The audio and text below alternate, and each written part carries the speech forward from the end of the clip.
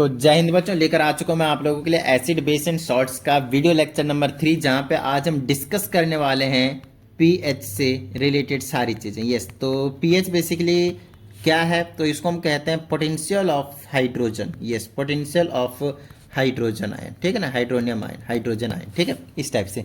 तो potential of hydrogen का या फिर पावर ऑफ हाइड्रोजन का आप कह सकते हैं। क्या मतलब है, सबसे पहले वो समझते हैं। देखिए, आपको एक चीज़ पता होनी चाहिए, अगर आपके पास कोई सा भी एक सॉल्यूशन है और अगर उस सॉल्यूशन में H प्लस की क्वांटिटी ज़्यादा है, ध्यान समझिएगा, H प्लस की क्वांटिटी ज़्यादा है, इसका मतलब ये है कि उस सॉल्यूशन का जो कैरेक्टर है वो एसिडिक है। यस, उस सॉल्यूशन का जो कैरेक्टर है वो एसिडिक है। समझ में आई इतनी बात? और जिसमें H प्लस की क्वांटिटी कम होगी वो क्या होगा? बेसिक होगा, धीरे धीरे बेसिक की तरफ चलता जाएगा। या फिर आप कह सकते हैं कि जिसमें OH नेगेटिव आयन का कॉन्सेंट्रेशन ज़्यादा होने वाला है, समझ में आ रही है बात, वो जो होगा वो काफ़ी ज़्यादा बेसिक होने वाला है। तो ये एक जनरल इंट्रो भी दिया मैंने आप लोगों को कि पीएच से रिलेटेड क्या करेंगे। तो पीएच बताएगा क्या? पीएच बताएगा पोटेंशियल ऑफ हाइड्रोजन। समझ में आ रही बात? तो उसके लिए हमें एक पीएच स्केल के बारे में पढ़ना है। तो देखिए, पीएच स्केल होता क्या है, सबसे पहले वही चीज़ आप लोगों को समझा देता हूँ। तो पीएच स्केल का कंस्ट्रक्शन आपको कुछ इस तरह से देखने को मिलेगा, ठीक है ना, कुछ इस तरह से, जिसमें यहाँ पे 0 से स्टार्ट होगा और आप 14 तक जाएंगे। ये 0 to 14, एग्जैक्ट मिड में आपको 7 पे देखने को मिलेगा, ठीक है ना। यहाँ पे पर्टिकुलरली कुछ नाम होंगे और यहाँ पे 1, फिर 2, फिर 3, फिर 4, फिर 5 और फिर 6 और फिर 7, फिर यहाँ पे 8, फिर 9, फिर 10, फिर 11, ठीक है ना, 11, फिर 12, फिर आपके पास 13 और फिर फाइनली आपके पास क्या देखने को मिलेगा? 14 देखने को मिलेगा। क्या इतनी सी बात समझ में आ रही है आप लोगों को? डन है, ठीक है, चलिए। और ये कुछ इस तरह से इंक्रीमेंट दिखाता है, इस तरह से, ठीक है ना। यहाँ पे 0 और यहाँ पे मैक्सिमम वैल्यू 14 को इंडिकेट करता है। अब समझाता हूँ कैसे कैसे क्या क्या कहानी होती है। ये आपके पास न्यूट्रल वाली पोजीशन है, ठीक है। तो न्यूट्रल से पहले इधर जितना भी होगा उसमें H प्लस की क्वांटिटी सबसे ज़्यादा होती है और इधर वाले में OH माइनस की क्वांटिटी ज़्यादा होती है।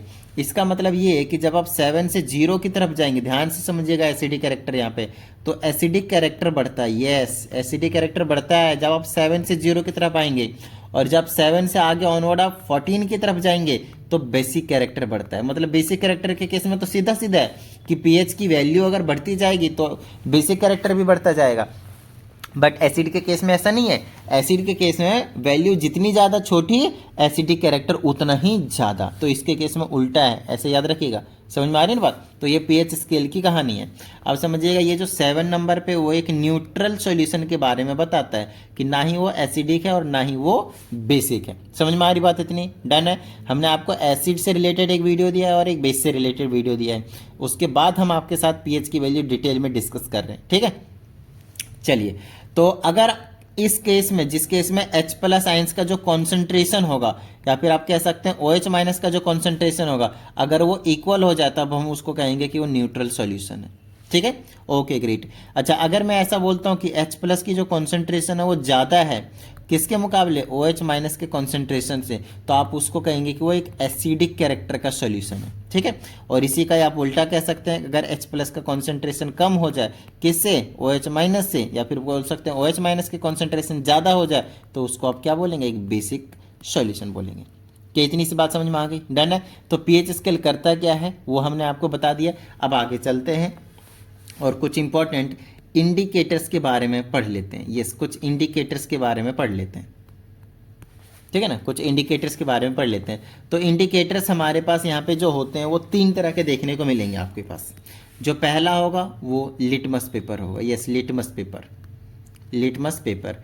तो देखिए, अच्छे से समझ लीजिएगा, एक लिटमस पेपर है, दूसरा मिथाइल ऑरेंज है और तीसरा है फिनोल्फथैलीन।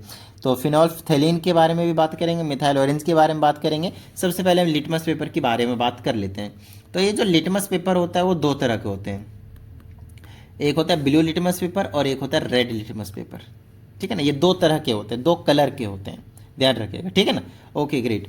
अब आपको मैं बता देता हूँ कि एसिड का इफेक्ट क्या पड़ता है और बेस का क्या। अगर देखिए, अगर आपने पहली चीज़ एसिड लिया, एसिड सॉल्यूशन लिया, तो ध्यान समझिएगा कैसे याद रखना है आपको। एसिड के लास्ट में क्या आता है? डी, है ना, और रेड के लास्ट में क्या आता है डी, मतलब वो ब्लू से रेड में कन्वर्ट करेगा, जो लास्ट में आता है उसमें कन्वर्ट करेगा, मतलब ब्लू लिटमस पेपर को ये रेड में कन्वर्ट करेगा। अगर वो एसिड होगा तो वो ब्लू टू रेड जाएगा, ब्लू लिटमस पेपर को रेड में कन्वर्ट कर देगा। क्या इतनी बात समझ में आ गई आप लोगों को? डन है, क्लियर है, ओके ग्रेट। अब ध्यान रहे, अगर हमने एसिड रेड में ही डाल दिया तो नो इफेक्ट दिखाएगा, नो इफेक्ट, ठीक है, नो इफेक्ट, ध्यान रखिएगा, कोई चेंज देखने को नहीं मिलेगा उसके ऊपर। देखिए अगर आपने एसिड को, फिर से कह रहा हूं मैं, एसिड को ब्लू में डाला तो वो रेड में कन्वर्ट कर देगा, कोई टेंशन वाली बात नहीं है। लेकिन अगर आपने रेड में ही डाल दिया तो ये मत सोचना कि ब्लू में कन्वर्ट कर देगा, नहीं, उस पर किसी भी तरह का कोई भी इफेक्ट नहीं पड़ेगा।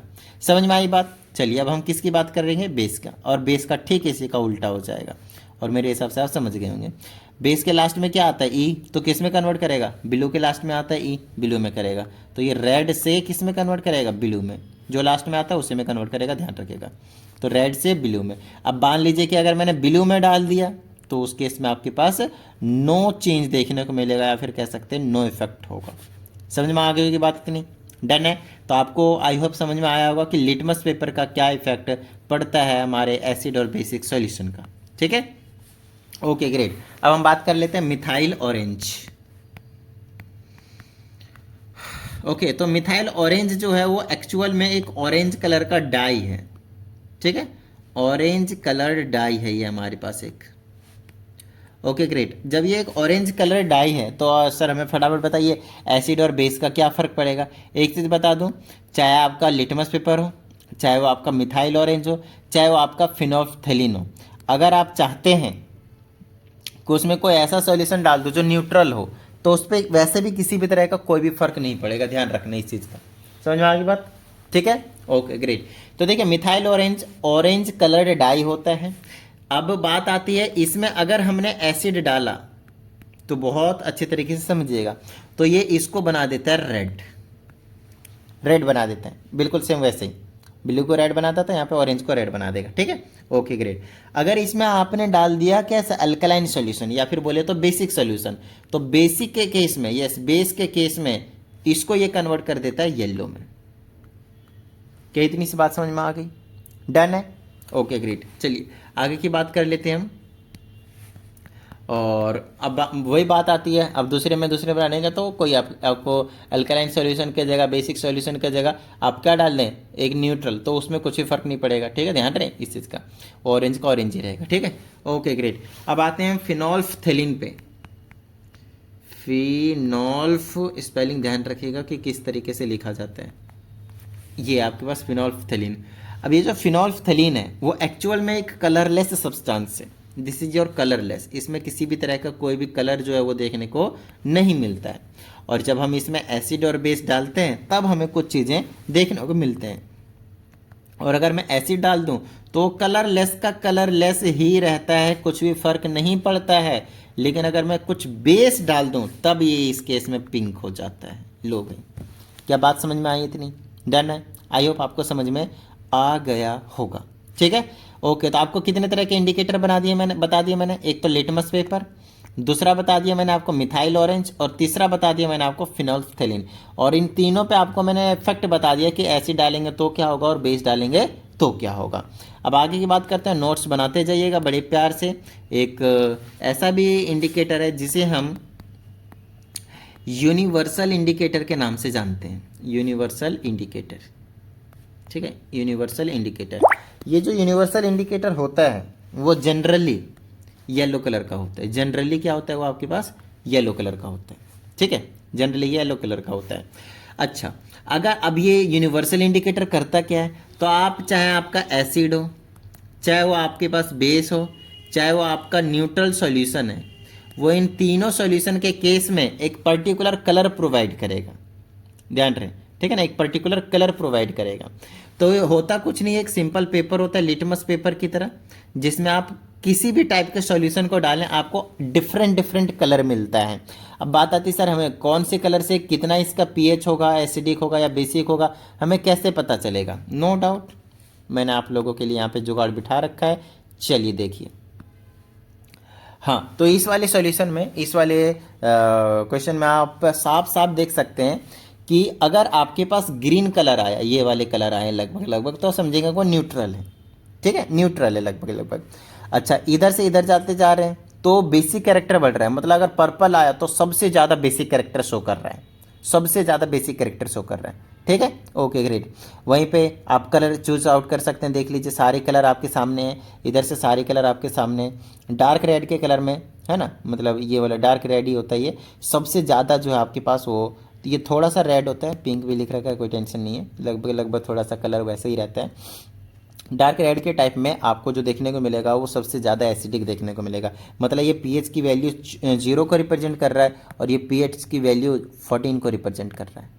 आई होप आपको समझ में आ रहा होगा। एक तरीके से पूरे पीएच स्केल ही समझ सकते हैं आप एक तरीके से, बट ये एक पेपर होता है जिसमें आपको डिफरेंट डिफरेंट कलर्स देखने को मिलते हैं। ठीक है ना, उस कलर उसी में यूनिवर्सल इंडिकेटर में आप कलर चूज कर लें और इनमें से चेक कर लें कि कौन सा कलर है, उसके अकॉर्डिंग आपको यहाँ पे पीएच की वैल्यू मिल जाएगी। देखो 1 2 3 4 5 6 ऐसे करके आपको पीएच की वैल्यू मिल जाएगी। और अगर आपको एक बार पीएच की वैल्यू मिल गई तो आपको बता ही दिया है ना कि कब एसिडिक होता है और कब बेसिक होता है। समझ में आ गई होगी यूनिवर्सल इंडिकेटर भी। Got it. चलिए, अब मैं आप लोगों को कुछ ऐसे एग्जाम्पल्स बता देता हूं जिनके पीएच की वैल्यूज कितने कितने होते हैं। ठीक है ना, देखिए अगर आपके पास HCl है, मतलब कंसंट्रेटेड वाला, तब उसकी होती है 0। 0 तो पीएच की वैल्यू, मतलब मोस्ट एसिडिक होते हैं, सबसे ज़्यादा एसिडिक क्या है, HCl। ठीक है ना। अच्छा, अगर मैं इसी में, अच्छा ये होता है 1 मोलर। 1 मोलर मतलब आप समझ लीजिए 100% कॉन्सेंट्रेटेड है, और 0.1 मोलर मतलब समझ लीजिए ज़्यादा कॉन्सेंट्रेटेड नहीं है, कम कॉन्सेंट्रेटेड है। HCl होता है तो इसकी पीएच की वैल्यू 1 होती है। ठीक है। अच्छा, गैस्ट्रिक जूस। अब ये गैस्ट्रिक जूस क्या होता है सर, तो गैस्ट्रिक जूस हमारे स्टमक के वॉल से रिलीज होता है। ठीक है ना, उसमें भी हमारे पास HCl ही पाया जाता है। उसकी पीएच की वैल्यू लगभग 1 से 2 के बीच में लाई करती है। ठीक है। लेमन जूस, लेमन जूस मैं बताते जा रहा हूँ, साथ साथ में लिखते जाइएगा। लेमन जूस लगभग 2.2 से लेकर 2.4 के बीच में लाई करता है। विनेगर का आपने नाम सुना होगा, यूज भी क्या होगा, है ना, इसकी लगभग 2.9 होती है। पीएच के वैल्यूज बता रहा हूँ मैं आप लोगों को सबको। ठीक है ना। ऑरेंज जूस पिया होगा आप सबने, तो ऑरेंज जूस की जो पीएच की वैल्यू होती है वो लगभग 3.5 के आसपास होती है। ठीक है ना। सारी वैल्यूज यहाँ पे अप्रॉक्सीमेटेड ही रहेंगे, ये मत सोचना कि बिल्कुल एग्जैक्ट इतना ही निकल कर आने वाला है ना। पॉइंट में थोड़ा सा डेसिमल में आगे पीछे होगा, उसकी टेंशन मत लीजिएगा। उसके बाद टोमेटो जूस का आपने नाम सुना होगा, ये और भी ज़्यादा एसिडिक होते हैं टोमेटो जूस। ठीक है ना, तो ये आपके पास और भी ज़्यादा एसिडिक, मतलब कम एसिडिक होते हैं, सॉरी, क्योंकि वैल्यू ज़्यादा होते हैं ना टोमेटो जूस का, तो ये और थोड़ा कम एसिडिक, 4 से लेकर 4.4 के बीच में लाई करते हैं। ठीक है। आपने बियर का नाम सुना होगा, पीना मत। ठीक है। चलो, तो ये भी एसिडिक होते हैं, लगभग 4 से 5 के बीच में आपको देखने को मिलेंगे इसकी पीएच की वैल्यू।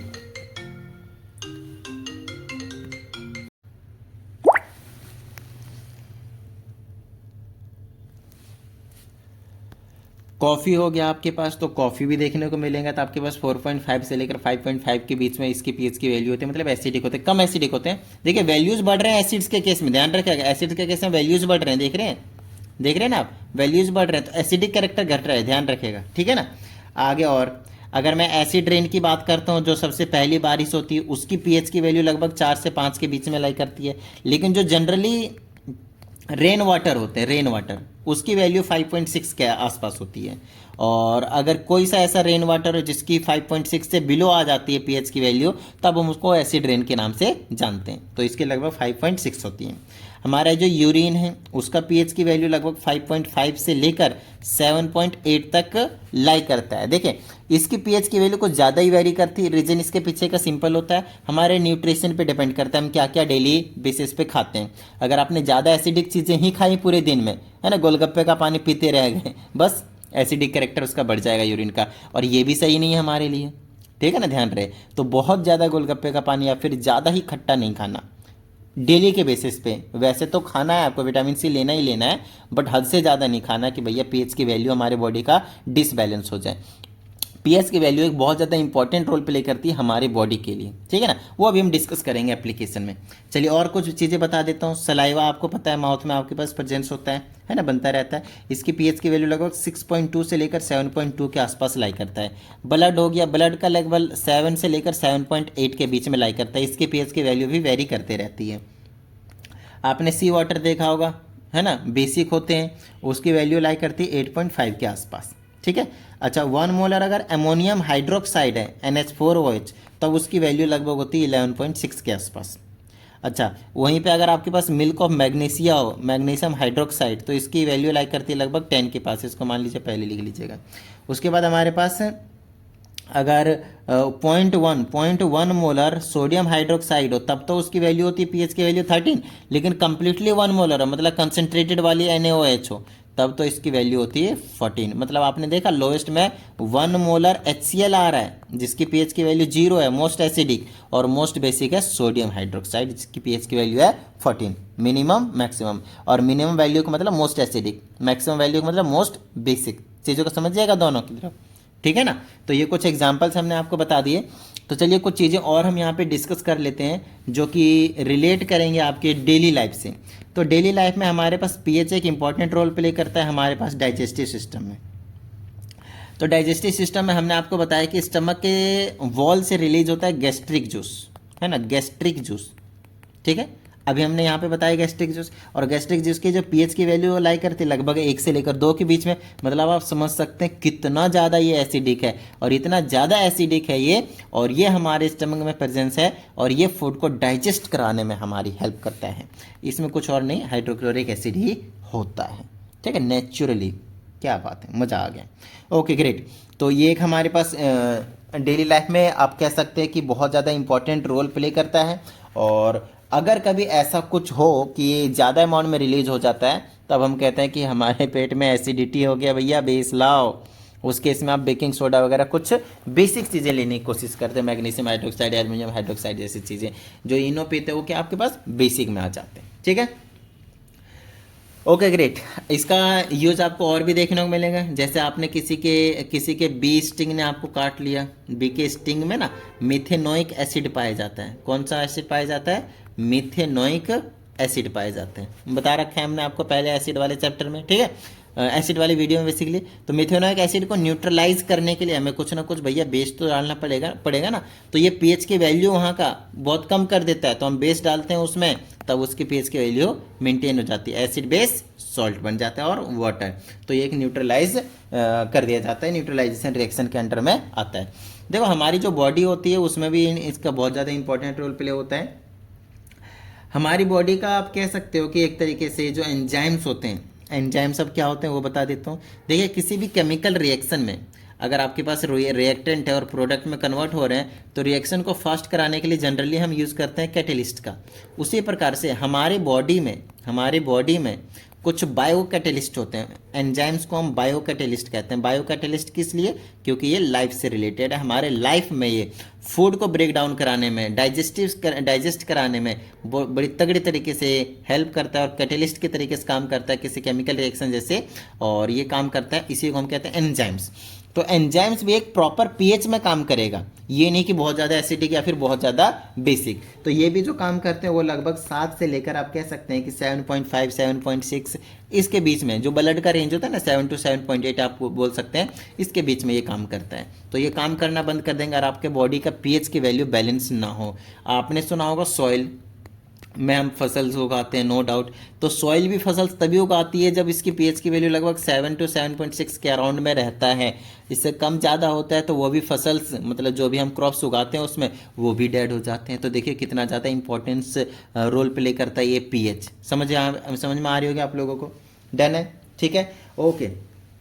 और आपको ब्लड वगैरह के बारे में बता दिया, सलाइवा के बारे में बता दिया। ये सारे पीएच की वैल्यू अगर ये डिस्टर्ब हो गए तो आपके बॉडी में सारी डिस्टर्बेंस आनी शुरू हो जाएगी। पीएच की वैल्यू आपको डेयरी प्रोडक्ट्स में भी देखने को मिल जाएगा, जैसे कि आपका मिल्क का लगभग उसमें होता है लैक्टिक एसिड, है ना, तभी वो जल्दी जल्दी कर्ड में कन्वर्ट होना चाहता है, और कर्ड में कहते हैं लैक्टिक एसिड होता है इसी रीजन से। ठीक है ना, तो उसको ना कन्वर्ट हो तो इसलिए हम उसमें क्या डाल देते हैं कई बार, बेकिंग सोडा।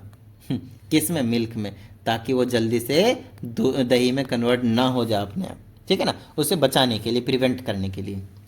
क्या इतनी बात समझ में आ गई?